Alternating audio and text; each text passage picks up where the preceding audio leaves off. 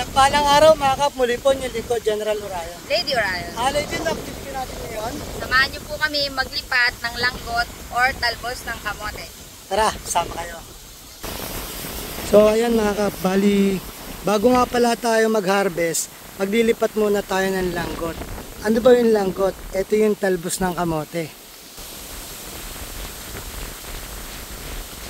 Bali kasi mag-harvest na ng kamote. Ililipat na natin yung talbos niya para ayun na uli yung aantayin natin na 3 months para mag-harvest uli. Bali ayun lang magiging puhunan natin yung hirap at yung patience sa paghihintay. At ito nga ipapakita namin sa inyo, yung paraan na to. Silip muna sa ating silihan. So yan, maganda ata ang presyo ngayon ng sili mga kap. May kita nyo dito, malaki na.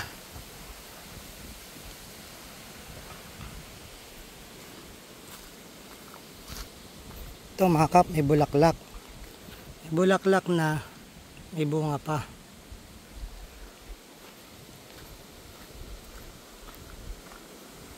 So yung kamatis nga pala natin, pinadala natin dito sa palengke ng Gabaldon. Nakuha nga pala siya ng 120 per kilo. Yan. Pero sabi sa iba, 180 na sa kanila, 170.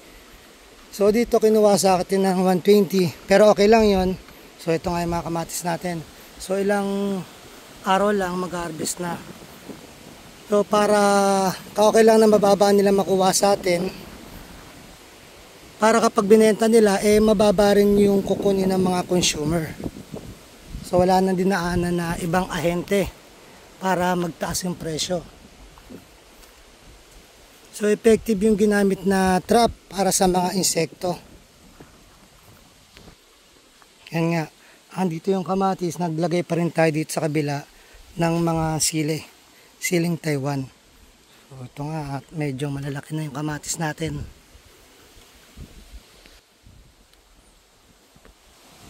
Naantay na ako ni Lady. Sabi niya, trabaho na tayo. Bali, nag-workout muna kami. Nag-workout tayo every 6 AM to 8 AM. Tapos nyon, ayan, trabaho na. So, andito tayo ngayon sa siling panigang. Bali, dito sa pagitan, dito natin nilagay. Ayan. Tapos dun magpapatubig. Kada pangalawa, doon natin nilalagay yung talbos. Tara, lapitan natin sila. Ito yung siling panigang natin, may bulaklak na siya. So kahapon, 1 kilo naman nakakuha. So pakita ko muna sa inyo yung may bunga pa siya. Yan.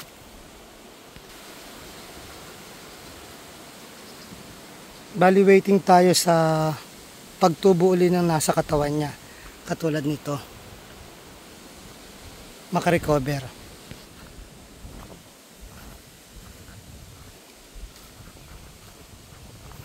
So yan nga ang gumagawa natin, si Tok. Yan, si Rodel. So lalapag ni Rodel at itutusok ni Tok. Kumbaga, si Rodel ang magtututok, si Tok ang magpapasok.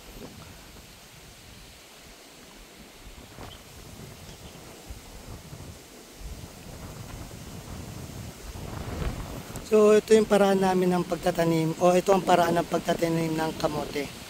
So saan nga pala kinuha to? So pagkatapos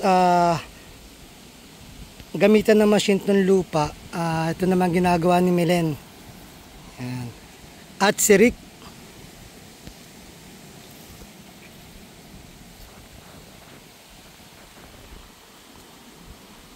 So check natin yung pinanggalingan doon. To, may ano pa siya mga kap.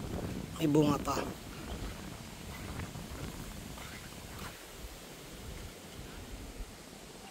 Bali nag-experiment kami at tinabihan namin siya ng kamote itong sili. Hanggang doon susubukan namin mga kap. Kasi nga marami tayong talbos.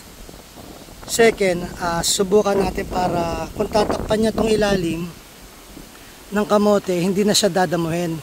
So double purpose para hindi na dinadamo. Second, nag-aantay pa tayo ng tubo nito. Ayan, may kitangan natin yung mga nakuha nilang talbos.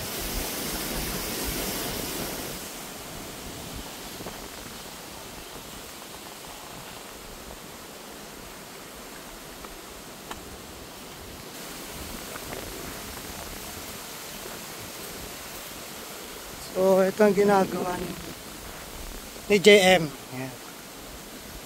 Siya tagakuha ng ating langgot or ng talbos.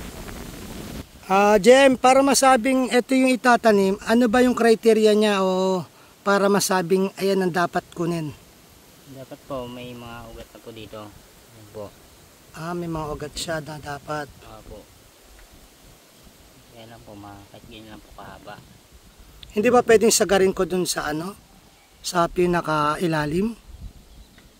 Hindi po kasi may mga ano na po may mga laman na rin po iba po Kaya kailangan ganyan lang kaliit. Opo. Hindi mo siya pwedeng sagarin. Opo. Ayun.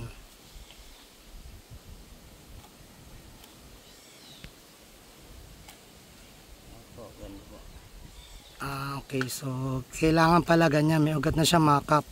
Para kapag tinusok siya doon, diretso na siya mabubuhay.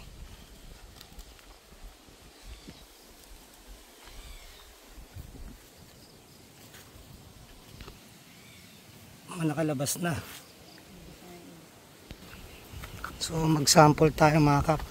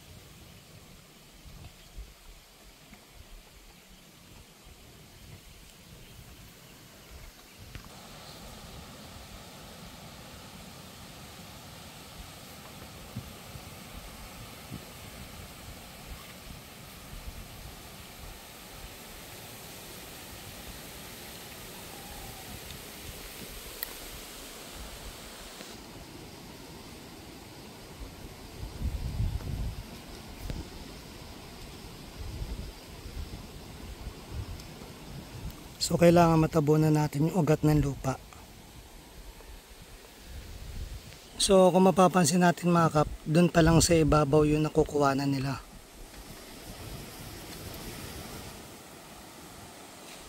Ganyan pa karami yan. So kaya ang plano namin paratingin hanggang dun sa dulo ng siling Taiwan natin. Pero alternate siya. Para dito kami sa walang tanim ng kamote, dito kami magpapatubig.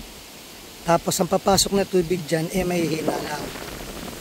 Para double purpose yung ginagawa natin. Hindi magtamo. Second, dalawang crop ang tinatanim natin sa taniman natin. Bali, magwi-waiting ulit tayo ng mga 3 months para ma-harvest naman tong bagong tanim natin ng kamote. Mga ilang weeks, haharvestin na natin to. So magpapa-order muna tayo sa mga talipapa or sa palengke ng ating produkto para masasabi natin talagang farm to market. So walang dinaanan na ahente. Kami nagtatanim, kami na rin nagbebenta para in-open namin yung market ng farmers sa mismong nagtitinda. Or yung produkto namin rekta na sa mga nagtitinda para hindi na tumaas yung presyo. Kung magkakaisa lahat ng farmers at gagawin ng yung sistema na yon, bababa ang presyo dito sa lugar natin ng gulay o sa Gabaldon. Bababa yung presyo ng gulay na binibili natin sa ating pamilihan.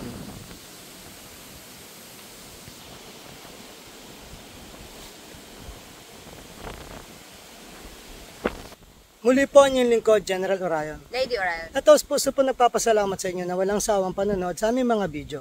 Na sana po gabayan kayo ng Panginoon, sampunan inyong mga pamilya, na sana pumingi tayo ng gabay sa Kanya, sa isip, sa salita at gawa, upang magampanan natin tungkulin natin sa mundong ibabaw, na naayon sa Kanya mga gustuhan at kahilingan. Muli po, maraming salamat. God bless.